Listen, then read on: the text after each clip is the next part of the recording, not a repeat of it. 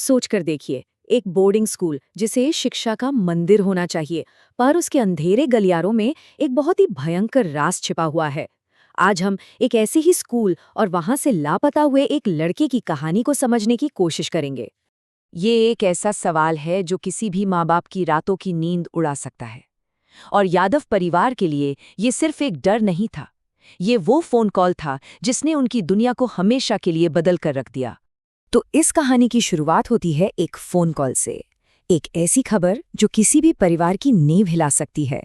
उनका बेटा, जो पहले से ही उनकी आंखों से दूर था, अब उनकी पहुंच से भी कहीं ज्यादा दूर जा चुका था। जुगल यादव, उम्र सिर्फ 12 साल।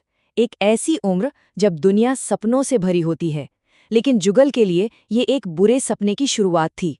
स्कूल के पास जवाब तो थे, पर वो जवाब सच्चाई का बस एक छोटा सा धुंधला सा हिस्सा थे। तो ये थी प्रिंसिपल की ऑफिशियल स्टोरी कि एक बच्चा है जो अपनी मर्जी से भाग गया। लेकिन क्या ये इतना आसान था? आसपास घना जंगल और कोई निशान नहीं, कोई एक सुराग तक नहीं। मतलब ये कहानी जितनी सीधी दिख रही थी, असल में उतनी ही ज्यादा उलझी हुई थी। अब जैसे जैसे परिवार ने जवाबों की तलाश शुरू की ना, स्कूल की दीवारों के पीछे छिपी दो बिल्कुल अलग-अलग कहानियां सामने आने लगी। एक कहानी थी अंधेरे में फुसफुसाते हुए डरावने सायों की, और दूसरी इंसानी दिल के गहरे अकेलेपन की। तो कहानी का एक सिरा हमें एक अलौकिक, एक सुपरनैचुरल दुनिया की तरफ ले जाता है।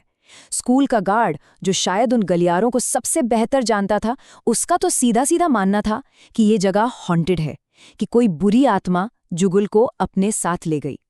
ये एक ऐसी कहानी थी जो किसी के भी रोंगटे खड़े कर दे। और फिर सामने आई दूसरी कहानी, जो सच कहूं तो भूतों से भी ज्यादा डरावनी थी। जुगल का एक क्लासमेट बताता है कि वो बिल्कुल अकेला था। दोस्तों की भीड़ में भी एक खोया हुआ चेहरा, जो अक्सर खुद से ही बातें करता हुआ दिखता था। ये डर किसी आत्मा का नहीं, बल्कि इंसानी अकेलेपन का था।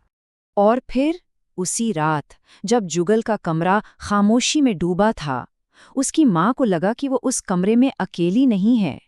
एक काली परछाई, जिसकी आंखें अंगारों की तरह लाल थीं, उन्हें घूर रही थी।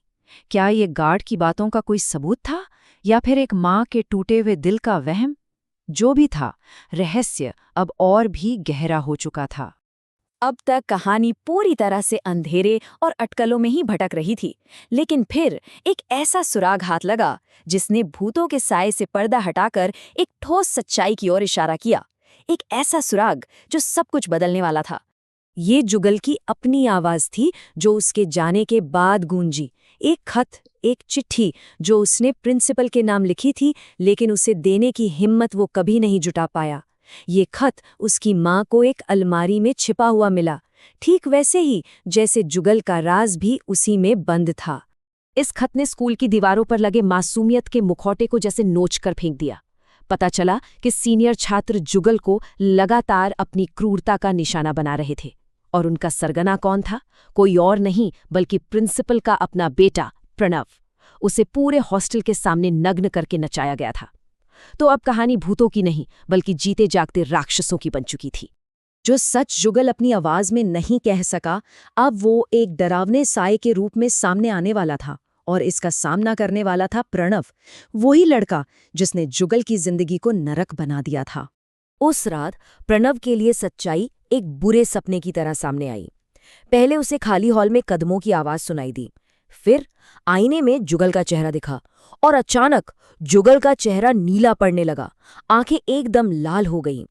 इससे पहले कि प्रणव कुछ समझ पाता, एक अनदेखी ताकत ने उसे उठाया और सीधा आईने पर दे मारा। बस इसी डर ने प्रणव की जुबान पर लगा ताला तोड़ दिया।